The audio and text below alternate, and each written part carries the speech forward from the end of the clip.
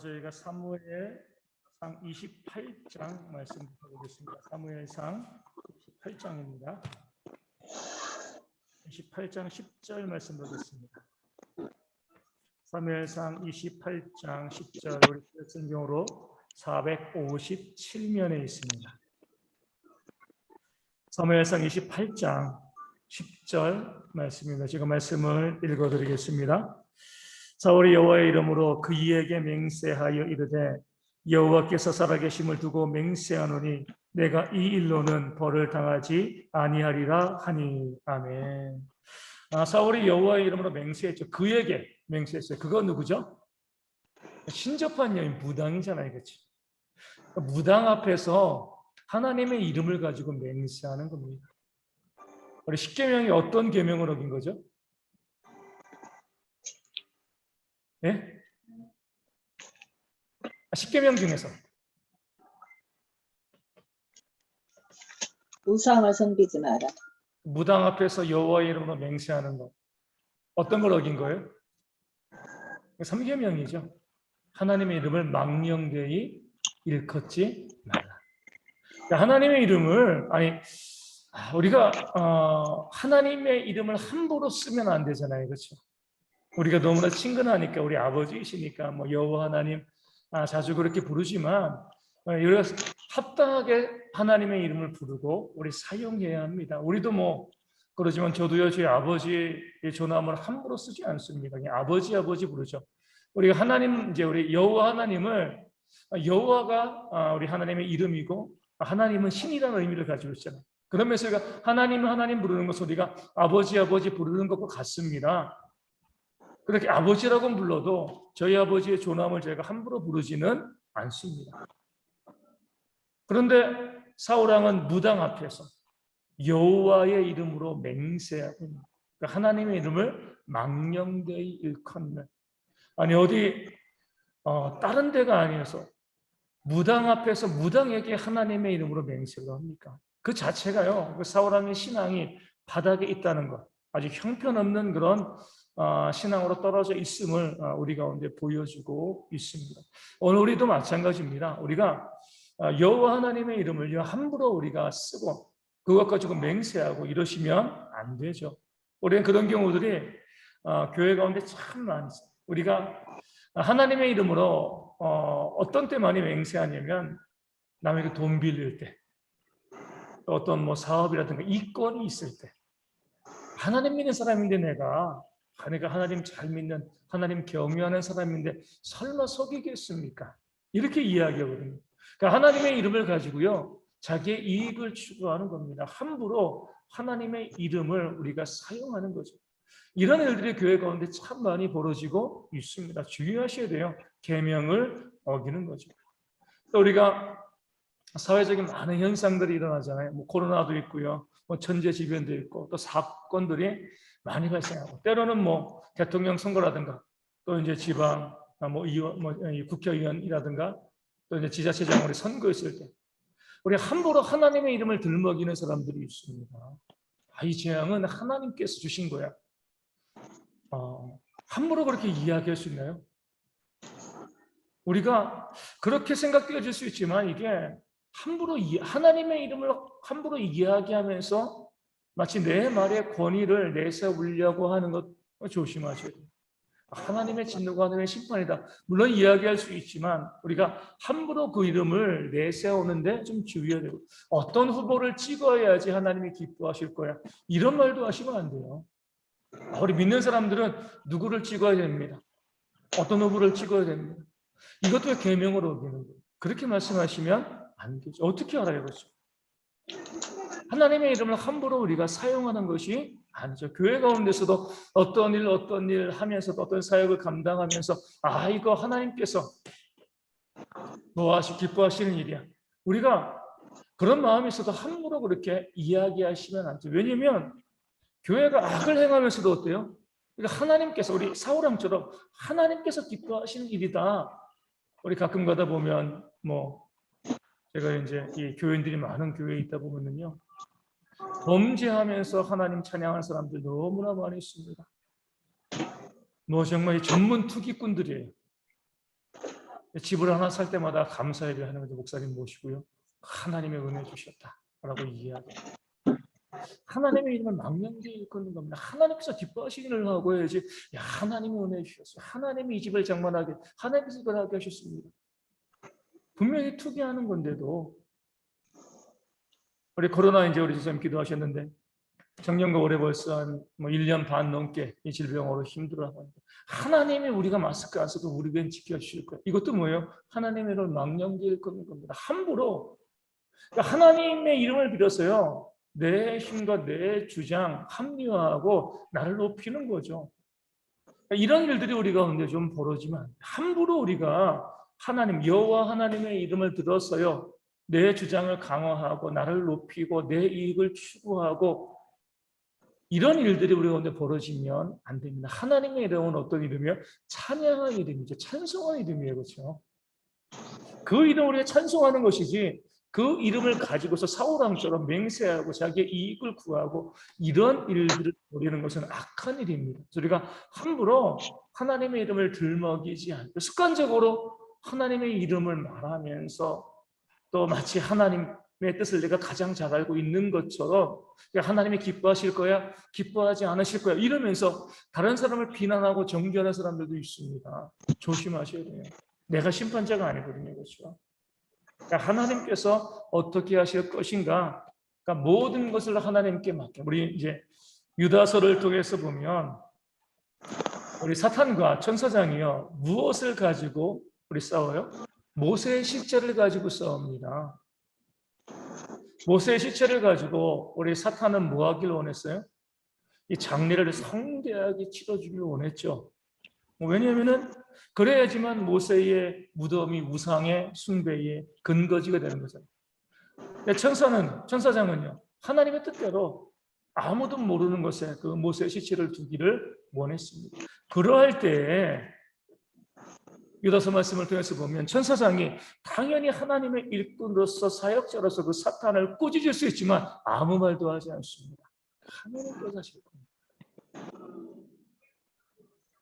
천사장이라도 함부로 이야기하지 않아요. 하나님의 이름, 하나님의 뜻에 대해서 함부로 이야기하지 않습니다. 이게 우리의 믿음과 신앙이 되죠. 내가 하나님 뜻을 가장 잘 알고 있는 것처럼 내가 옳은 것처럼 당신 그렇게 하면 하나님께 벌 받아.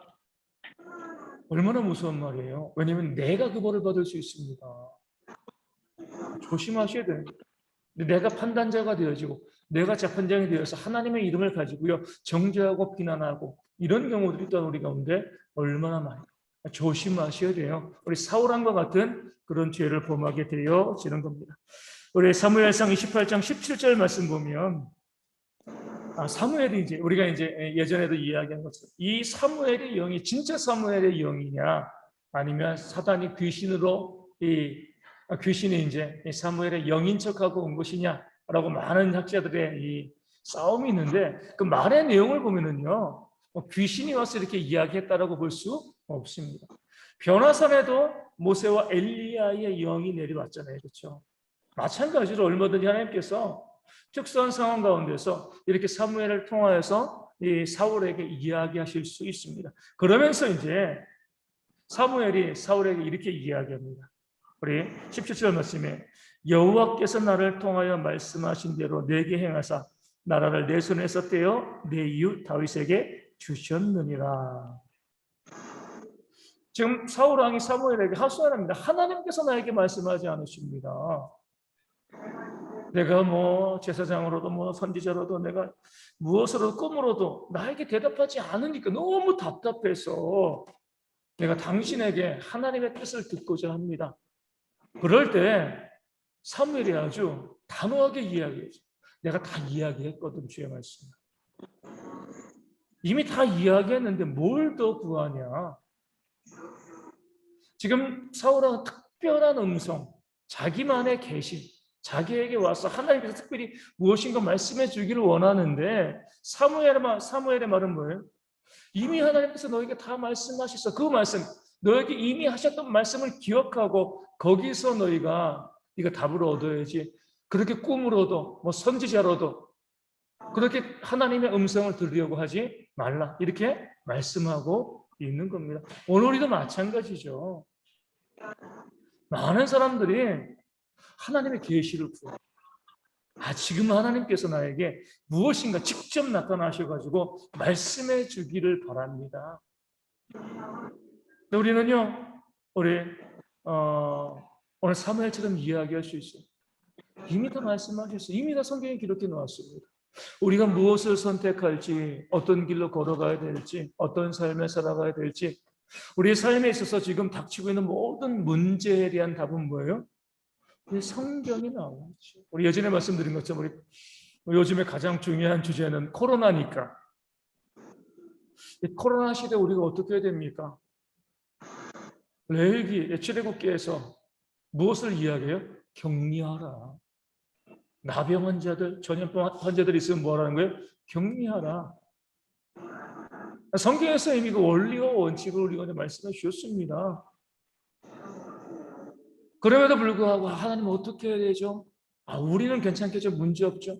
분명히 성경에서는 격리하고 또 분리해가지고 그 전염병이 확산되어지지 않도록 하라고 분명히 말씀하셨는데, 그런 격리라든가 그런 예방이라든가 모든 조치를 다 부정해버리고 하나님이 나에게만 특별히 말씀하시고 하나님이 우리에게 특별한 도우심과 특별한 돌보심을 주실 거야, 이렇게 말하는 모든 것들을 헛된 겁니다. 우리 주님께서 부자와 거지 나사로에 대한 비유에서도 말씀하셨잖아요.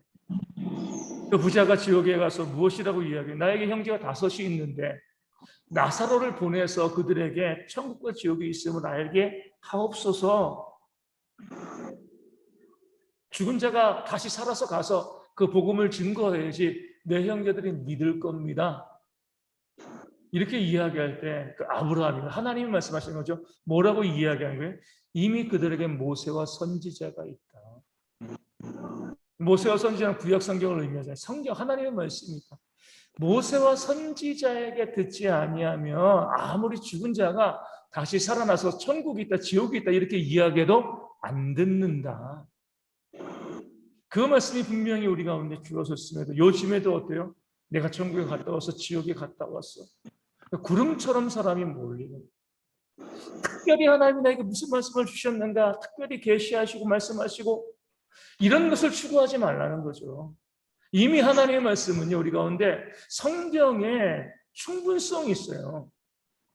우리의 모든 삶의 구원 얻기에도 우리 삶에 필요한 모든 말씀이, 말씀의 원리들이요, 이 성경에 다 있습니다. 꿈으로 보여주세요. 뭐로 보여주세요. 용한 우리 권사님 통해서, 용한 목사님 통해서 이렇게 하지 마세요. 이미 말씀 가운데 다 있어요. 그 말씀을 통해서 하나님의 뜻을 찾아가야 되는데 자꾸 이상을 꿈꾸고 환상을 보기를 원하고요. 하나님의 특별한 계시가 나에게 임하기를 원하는 것 자체가 우리가 성경을 부정하는. 사울이 그렇게 구하다가 결국에는 어디로 갔습니까? 무당에게 갔잖아요. 그러니까 우리가 교회 관에서도 똑같습니다. 특별한 어떤 하나님의 음성들, 또 예언들, 점치는 자처럼 무엇인가 이런 사람들 결국 무당에게 가요.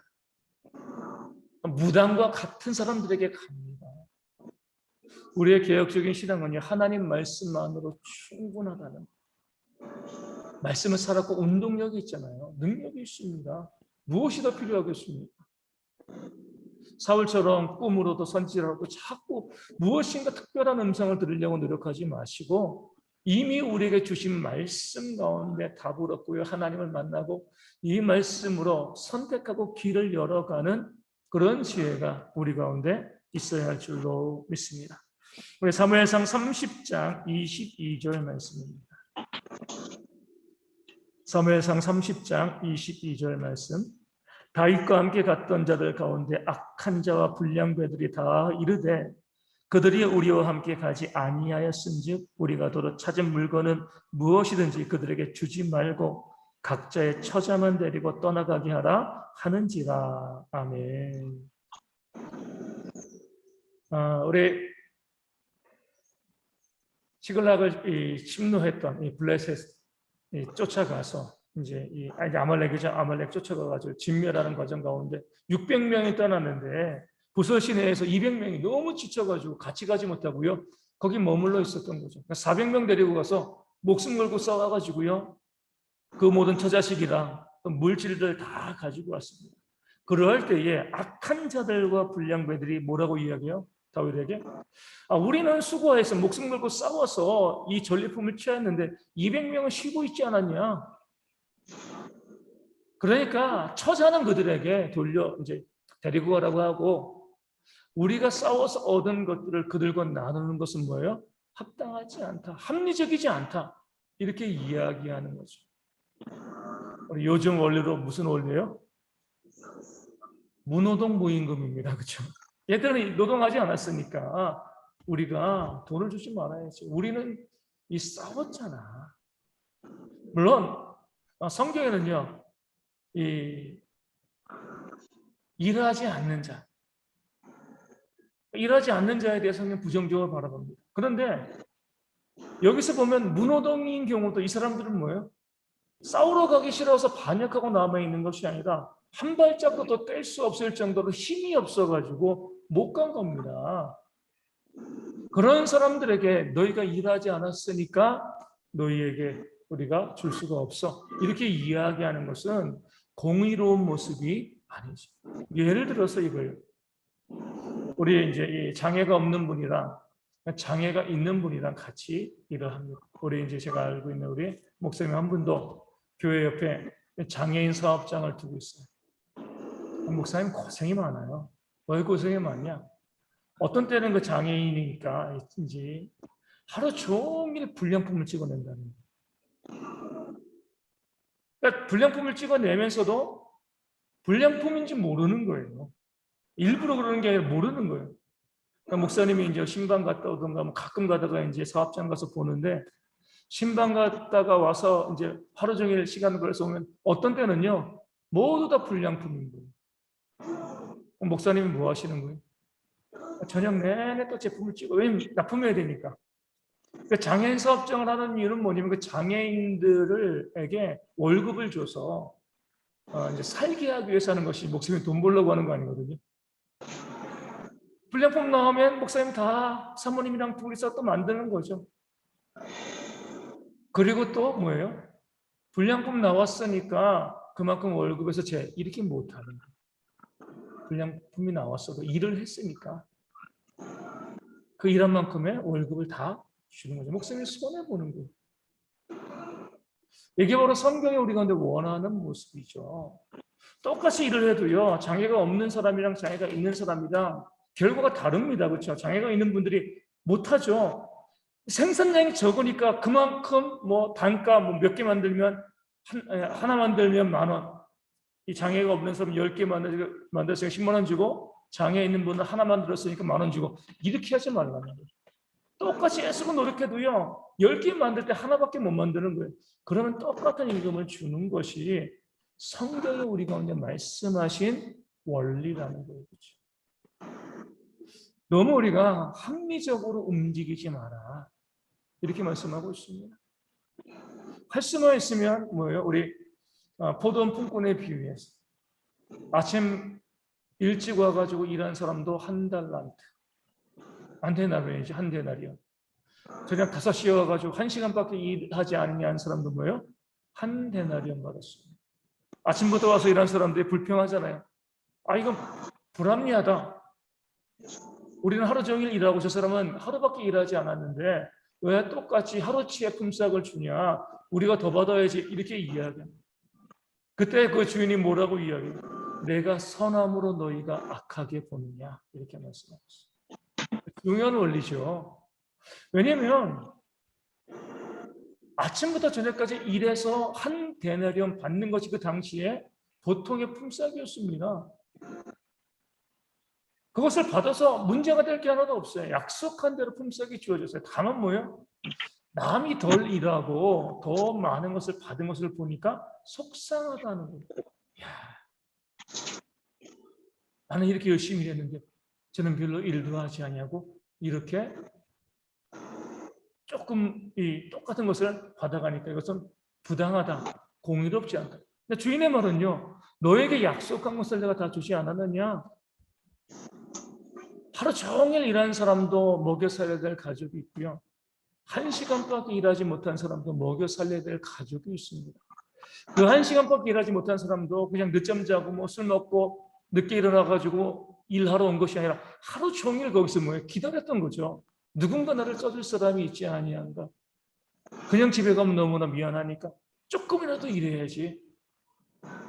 1시간밖에 일하지 않았기 때문에 한 데나리온 받을 생각도 안 했을 거예요. 하지만 주인은 뭐예요? 당신에게도 가족이 있으니까. 당신도 게으르는 게 아니라 일하고 싶어도 일자리가 없다가 늦게라도 와서 일했으니까 당신 가족을 위해서 하루치의 품삯을 내가 주는 그런 선을 행하겠다. 이게 바로 하나님께서 원하시는 모습이고 교회의 모습이에요. 따박따박 우리가 이 합리적으로 모든 것을 만들어 가는 것은 교회가 아닙니다.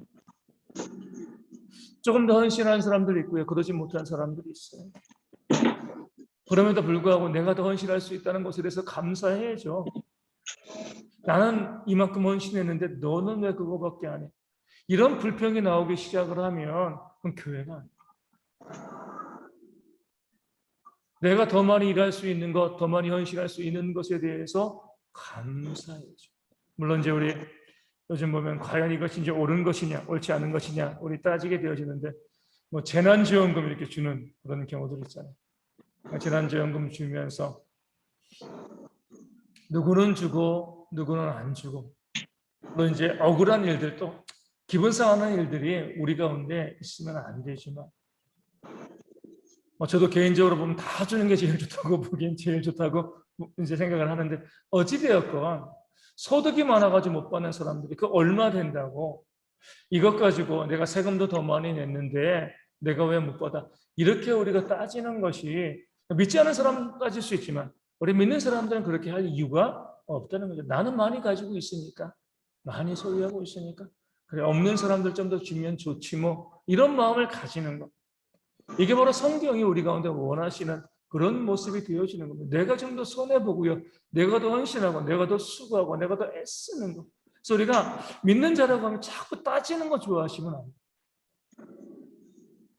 나는 뭐 요즘 우리가 작년과 올해 이제 이 식사 못하고 하니까 못하지만, 나는 식사 당번 몇 번 했는데, 나는 몇 번 했는데, 나는 설거지 몇 번 했는데, 이것을 따지는 순간 교회 은혜가 사라지는 거예요. 해도 좋고 안 해도 좋아요. 내가 할 수 있는 만큼 더 하고 해야지. 야, 누구는 이렇게 할 수 있는데도 안 하고. 이런 판단과 비판이요, 교회 가운데 합당하지 않습니다. 묵묵히 내가 헌신할 수 있는 것만 가지고 헌신하고 수고하는 그런 모습이 있어야 되는데, 교회나 사회나 그런 것 가지고 참 일이 많잖아요. 그래가지고 사람들이 교회에서 일을 잘한다라고 하면 뭐예요? 아주 균등하게 일을 딱 배분해주면 교회가 일 잘해 이렇게 바라보고, 그런 불평이 없어 라고 이야기하지만 여긴 교회거든요. 세상에. 그것을 좀 기억하시고, 우리 성도님들이 이 코로나 이후에 모든 것들이 회복되었을 때 정말 바라고 소망하면서 하나님의 은혜로 살아가는 겁니다. 은혜로. 더 수고할 수 있으면 더 수고하고, 그러지 못한 사람들이 있으면 그런 이유가 있겠거니라고 생각을 하고요. 용납해 줘야지. 자꾸 뒤에서 말하고 부추기는 분들이 많아요. 누구는 더 수고할 수 있는데도 안 해. 누구는 이렇게 많이 수고하고 누구는 수고하지 못하고, 수고하지 아니하고. 불공평하다. 오늘 그렇게 다윗에게 가서 200명에게 우리가 가진 것을 나눠주지 맙시다라고 이야기하는 합리적인 사람들에 대해서 말씀은 무엇이라고 이야기해요? 악한 자와 불량한 자들이다. 악하지 않죠. 불량하지 않아요. 세상적으로 봤을 때는 합리적인 사람들입니다. 하지만 하나님 보시기에는 악하고 불량한 불량자들입니다. 그래서 우리가 그런 마음 가지시면서 내가 똑같이 우리 모든 것을 균등하게 헌신하는, 이것이 하나님의 원리가 아니에요. 우리가 지금 그렇게 보시는 거예요. 내가 지금 헌신하고 있고요, 그럼 헌신하지 않는 사람들이 있어요. 원망하지 마세요. 내가 헌신하지 못할 때 그들이 할 수 있습니다. 이게 교회인 거예요. 하나님이 원하시는 모습이 되어지는. 그래서 우리가 이 땅을 살아가면서 자꾸 불평하고요, 자꾸 원망하고 자꾸 따지고 수근거리고 말을 하는 이 모든 것들이 하나님의 은혜를 우리가 부정하는 그런 모습이 되어집니다. 좀 더 여유 있게 은혜를 가지고 품고 안고 사랑하는 그런 모습들이 하나님께서 원하시는 그런 모습을, 다윗이 그 모습을 우리 가운데 보여주고 있습니다. 우리 사무엘하로 넘어갑니다. 3장 39절. 사무엘하 3장 39절 말씀입니다. 3장 39절 말씀.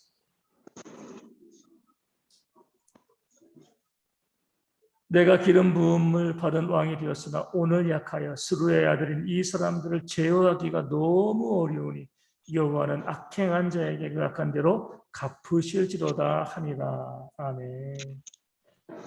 요압이 왕은 다윗인데 힘이 있으니까 어때요? 제멋대로 많이 했습니다. 사람들도 많이 죽이고. 다윗이 고백을 하는 거죠. 나는 왕인데 내가 약하다는 거죠. 스루아의 그 아들들, 그 요압과 그 동생들, 물론 막내 아사엘은 죽었지만 이들로 인하여서 내가 힘을 못 쓴다는 거죠. 그들이 악행을 일삼는 거예요. 왕의 명령도 듣지 않고 자기 멋대로 해나가는 거죠. 그러할 때에 다윗은 이 문제를 어떻게 해결하는가?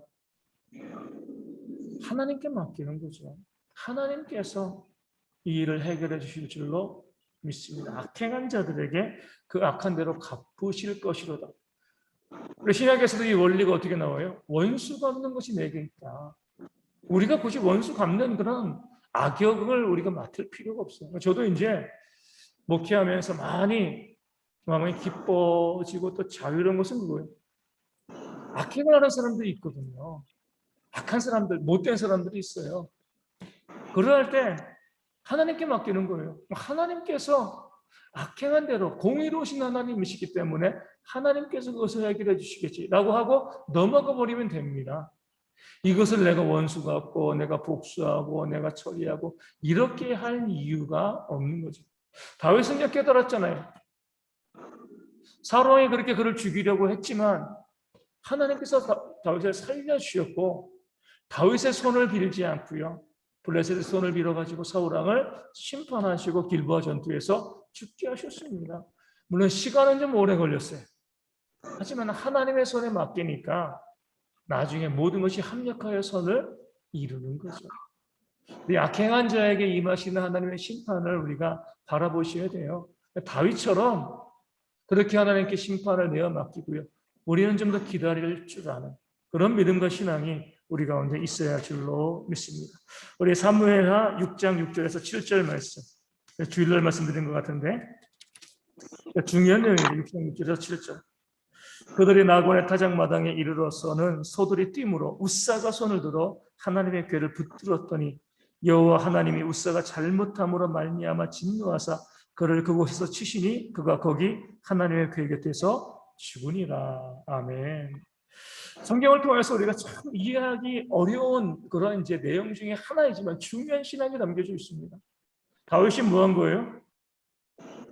하나님의 궤를 하나님이 정한 방법이 아니라 나름대로 좀 더 폼나게 운반하려고 새 수레에 그 궤를 운반한 거죠. 그럴 때에 하나님께서 말씀을 어긴 거기 때문에, 그러니까 우리가 봤을 때 아무리 우리가 이것이 하나님이 기뻐하실 거야 라고 생각해도요, 말씀에 어긋나는 것이라고 하면 하나님이 기뻐하지 않습니다. 잘 보셔야 돼요. 우린 보면 교회 예배라든가 교회 헌신과 모든 것 가운데 이렇게 하면 하나님이 기뻐하시겠지라고 하고 자꾸 새 수레에 복귀를 매는 것처럼 말씀을 어기고 우리 멋대로 그렇게 교회를 해요. 예를 들어서 이런 것이 있을 수 있죠. 야, 그래, 우리 교회가 뭐 건축 하고 뭐 하는데 우리가 이제 뭐 세금을 내고 뭐 해야 되는데 우리 다운 계약서를 작성을 해서 세금을 덜 내고 그 세금으로 선교해야지. 하나님을 위해서 한다라고 하지만 하나님 보시기엔 악한 거죠. 그렇죠? 사울왕이 함부로 하나님의 이름을 망령되이 일컫는 것과 똑같은 거예요. 그러니까 다윗이 나름대로 잘하려고 했는데 진짜 잘하는 것은 말씀대로 하는 게 잘하는 거예요. 내가 보기에 이렇게 이게 더 나을 거야. 그렇게 하시면 안 되고 하나님께서 무엇을 말씀하시는가 거기에 맞춰가는 거죠. 그러니까 하나님께서 원치 않은 방식으로 수레를, 법궤를 옮기니까 하나님께서 뭐 하시게 한 거죠? 소들을 뛰게 하신 거예요. 왜 소들을 뛰게 하셨습니까? 법궤를 엎으려고요. 너희가 잘못 뛰었어. 이것을 알려주기 위함이죠. 우리가 여기서 알 수 있는 중요한 것은 하나님은요, 세우시는 것만 하시는 것이 아니라 때로는 엎으시는 것도 하나님이 하신다는 거예요. 그렇죠? 하나님께서 엎으시려고 할 때 우사가 그 법궤를 잡은 것도 다윗과 똑같은 죄가 되는 겁니다. 왜냐하면 그는 법궤를 만지면 안 되거든요. 그렇죠? 법궤가 법궤가 이렇게 놔두면은 땅바닥에 떨어져서 부서질 텐데요. 그래도 괜찮은 거예요. 그럼에도 불구하고 우리가 하나님의 말씀을 어겨서는 안 되는 거죠. 인간적인 모습이죠. 뭐와 같아요? 주님께서 십자가 지시려고 하는데 베드로가 주여 그리마옵소서 이 일이 주님께 미치지 아니하리이다. 얼마나 제자로서요 아름다운 말입니다. 주님이 고통당하시고 고난받고 죽겠다는데 그러세요? 누가 그렇게 이야기해요? 베드로의 입장에서는 뭐예요? 주님 그러시면 안 되죠. 내가 사랑하는 주님이 왜 고난받고 죽습니까? 제가 그걸 그렇게 되어지지 않도록 막겠습니다. 누가 봐도 그래 말 잘했어 이렇게 이야기할 수 있는 건데 주님께서는요 그런 베드로를 바라보시며 사탄아 내 뒤로 물러가. 우사가 그 법궤를 잡았을 때 그를 쳐서 죽인 것과 똑같은 거죠. 사탄은 내 뒤로 물러가. 내가 하나님의 일을 생각하지 아니하고 도리어 사람의 일을 생각한다. 우리 신앙이 깊이가 이렇게 있어요. 깊이가 없으면요 그냥 겉으로 보여지는 것만 가지고 하는데 하나님께서 그 법궤를 엎으심으로 하나님의 뜻을 보여줄 때 안타깝지만 엎으시는 것도 뭐예요? 우리가 하나님의 일이시기 때문에 인정해야죠. 바라봐야죠. 내가 뭔데 하나님이 엎으시는 것을 우리가 막습니다. 세우는 것만이 하나님의 뜻이라고 생각하시면 안 돼요. 엎으시는 것도 하나님의 뜻입니다. 우린 거기에 순종하는 것이 우리이지 내 생각으로 그렇게 하시면 안 돼요. 하나님 그렇게 하시면 법궤가 망가지잖아요. 손 대면 내가 죽습니다. 그래서 우리가 항상 하나님의 뜻이 무엇인가 보고 거기에 순종하는 것. 때로는 무너지고 넘어지고. 우리 믿음 생활하다 보면 그런 분들 있잖아요. 왜 하나님께서 저분의 생명을 이렇게 빨리 취하여 가셨을까? 하나님 안 돼요, 안 돼요. 우리 마음은 그러죠. 안타깝죠. 하지만 하나님이 그 생명을 취하여 가시면 그것도 우리가 아멘하고 받아들이죠. 초대교회에 우리 야고보가 가장 먼저 순교자가 되었잖아요. 우리가 그 말씀을 보면서 이해를 못해요. 아니 감옥에 있는 베드로도 살리시고 그 수없이 많은 핍박 중에도 그렇게 살리시는데 왜 야고보는 죽이셔? 거기에 하나님 뜻이 있는 거죠.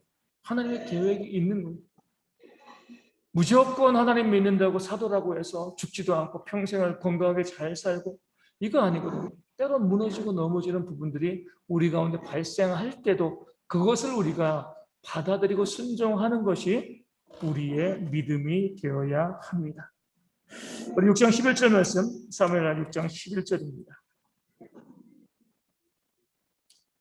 여호와의 괴가 가드 사람 오벳에돔의 집에 석 달을 있었는데 여호와께서 오벳에돔과 그의 온 집에 복을 주시니라.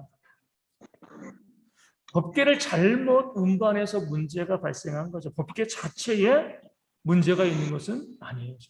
법궤가 부정한 게 아니라 말씀대로 그 법궤를 모시지 못한 사람들의 죄가 있는 겁니다. 그래서 오벳에돔은 법궤를 잘 모심으로 복을 받았어요. 우리가 그 어떤 것이 무너지고 넘어졌다고 해가지고 그 자체에 문제가 있다 이렇게 보시면 안 돼요. 목회자가 말씀드린 것은 목회자가 사역을 하다가 젊어서 그 생명을 잃는다고 해가지고요. 그 목회자가 문제가 있는 것은 아니죠. 그렇죠? 하나님의 뜻이 무너뜨리는 뜻이 있는 것이지 그 목회자에게 문제가 있는 것이 아니에요. 교회가 무너질 수 있습니다. 선교지에서 우리 코로나 때문에 많이 철수할 수 있습니다. 그렇다고 해가지고 선교 자체나 우리 교회 사역 자체를 부정해서는 안 되는 거예요.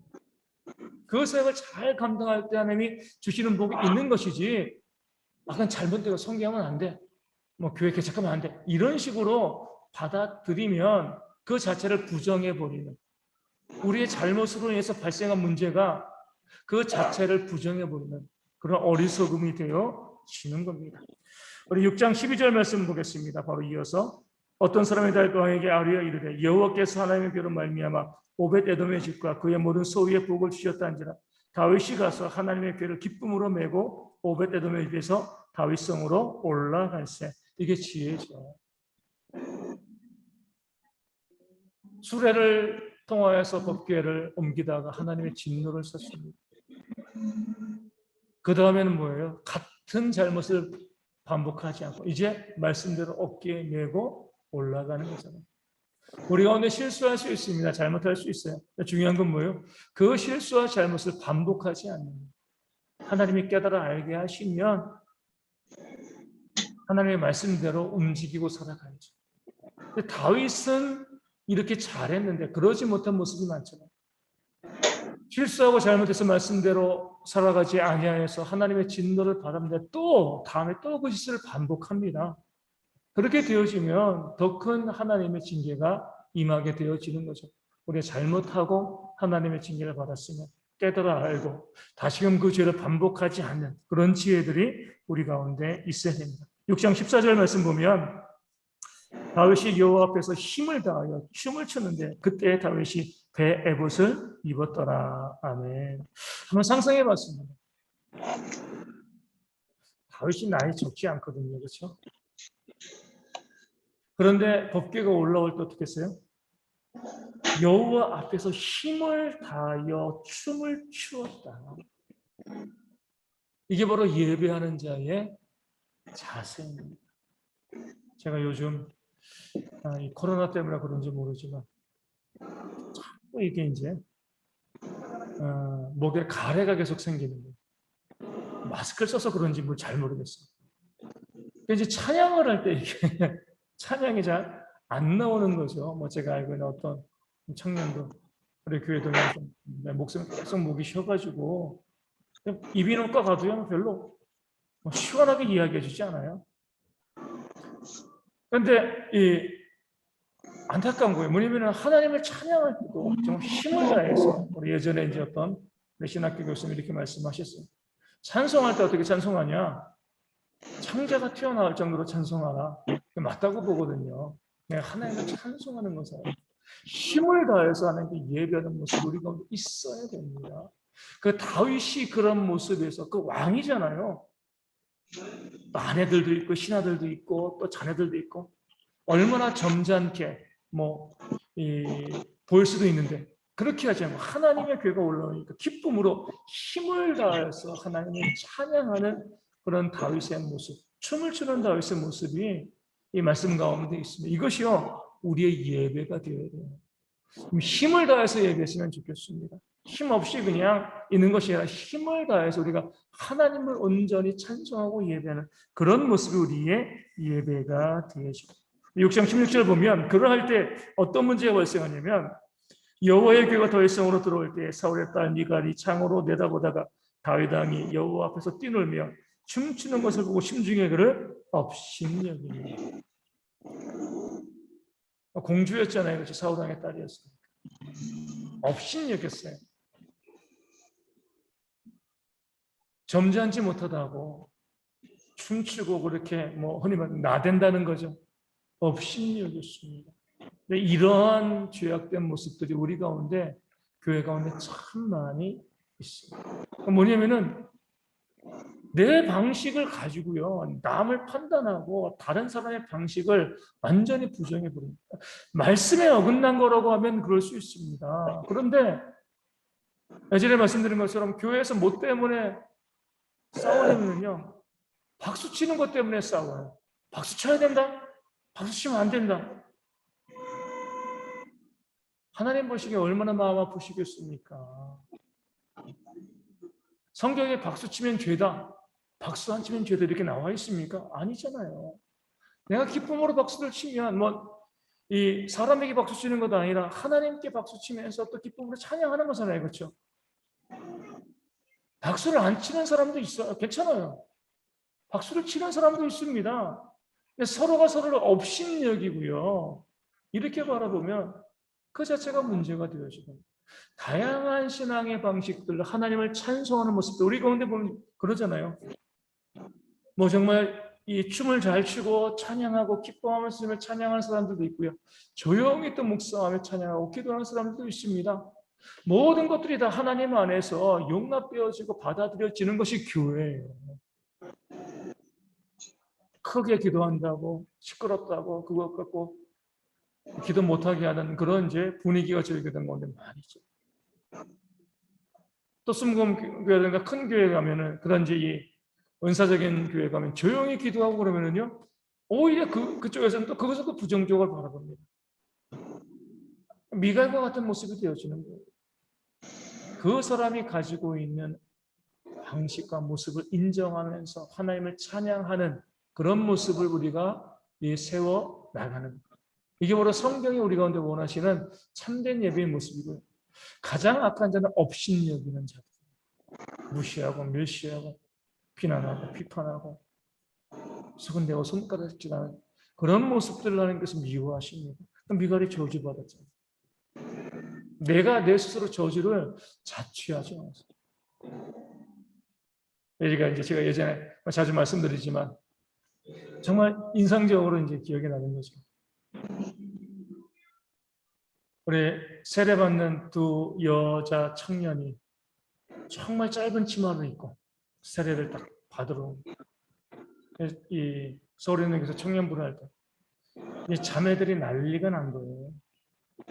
저에게 와가지고 수근수근해, 목사님 어떻게 세례를 받는데 저렇게 짧은 치마를 입고 와가지고 세례를 받냐. 상상도 못하는 일이죠. 제가 그 자매들에게 이렇게 이야기했습니다. 세례를 받는다는 건 이제 뭐예요? 신앙이 시작되어진다는 거예요. 그렇죠? 아직 뭐가 많이 있어요? 세상의 모습이 많이 있습니다. 그런데 그 세례받는 두 자매가 정말 내가 세례를 받을 때 사람에게가 아니라 하나님께 가장 예쁜 모습으로 나와서 내가 세례받고 싶다. 그런 마음이었다라고 하면 비판하는 우리가 하나님께 정죄받지 아니하겠느냐. 함부로 이야기하지 말라. 그러니까 우리가 그런 신앙을 좀 가져야 돼요. 내 딱 정형화된 틀이 있어요. 내 신앙의 방식과 예배 방식 가지고 이렇게 해야 돼. 이렇게 하시면 안 돼요. 다양합니다. 다양한 모습이 있어요. 저도 이제 우리 자녀들을 키우면서 그런 생각을 많이 하는 거죠. 나는 이렇게 공부했으니까 내 자녀들도 이렇게 공부해야지. 이 자체가 잘못된 거죠. 나는 이런 삶을 살아왔으니까 내 자녀들은 또 이렇게 살아야지. 그렇게 되어지면은요, 다투고 싸웁니다. 집안의 분위기가 좋아질 리가 없어요. 그 나름대로의 삶이 있어요. 뭐만 하면 되는 것이 우리는 그 자녀들을 위해서 축복하며 기도만 하면 되는 겁니다. 하나님께서 내 자녀들의 삶을 인도해 주기를 기도하면 되는 거죠. 그래서 우리가 교회 생활 하시면서 저런 모습 내가 마음에 안 드는데 나 저런 거 마음에 안 드는데 이거 버리셔야 돼요. 하나님이 받으시는데 내가 뭔데 내 마음에 안 든다고 싫어합니까? 하나님이 받으시면 되는 거잖아요. 그렇죠? 내가 내 마음에 안 든다고 그렇게 판단하고 비판하는 것들이요, 내가 스스로 하나님께 저주받는 삶이 되어질 수가 있습니다.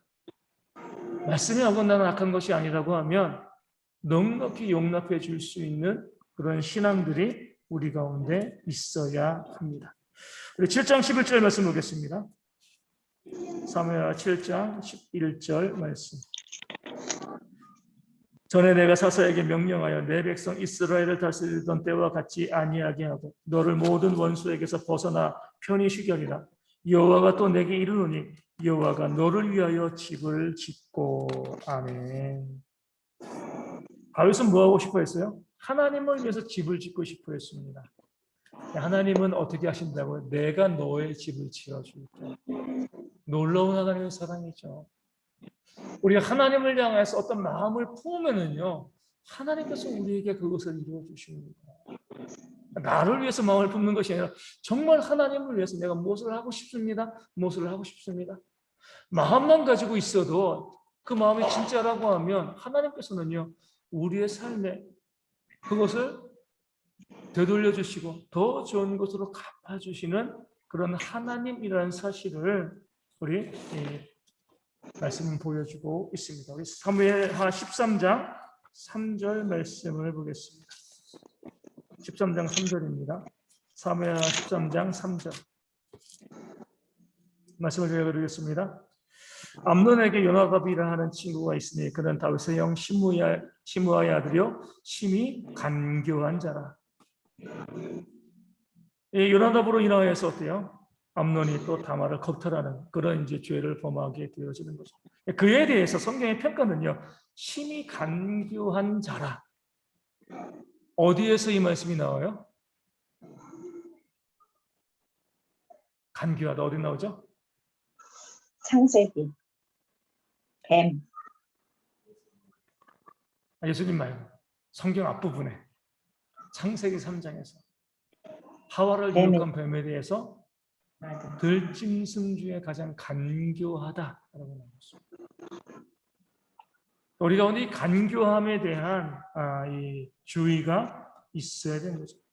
간교한 자를 곁에 두는 것, 내가 범죄에 빠지는 길이 되어줍니다. 그래서 우리 시편 1편 1절에서 복 있는 사람은 뭐예요? 악인의 꾀를 따르지 않고 죄인들의 길에 서지 않고 오만한 자의 자리에 앉지 아니한다.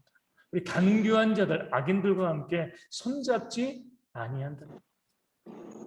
그들을 위해서 복음을 증거하고 또 섬기고 사랑하지만 그들과 한 생각과 한 마음, 한 뜻을 품어서는 안 된다는 것을, 그렇게 되어지면 우리도 범죄할 수밖에 없다는 것을 성경은 보여줍니다. 그래서 우리가 그것을 구별해낼 수 있는, 그 간교한 자를 구별해낼 수 있는 지혜가 우리 가운데 있어야 할 줄로 믿습니다. 오늘 말씀 여기까지 보고요. 우리 찬송가 269장 함께 찬송합니다. 269장입니다. 269장입니다. 찬송가 269장 그 참혹한 십자가에 함께 찬송하겠습니다. 그 참혹한 십자가에 주 달려 흘린 피 샘물같이 흘러서 죄 씻어주시네. 값없어도 다 나와서 내 죄를 보하며 있는보다 더 이도록 참 성결어 드리. 나 믿노라 나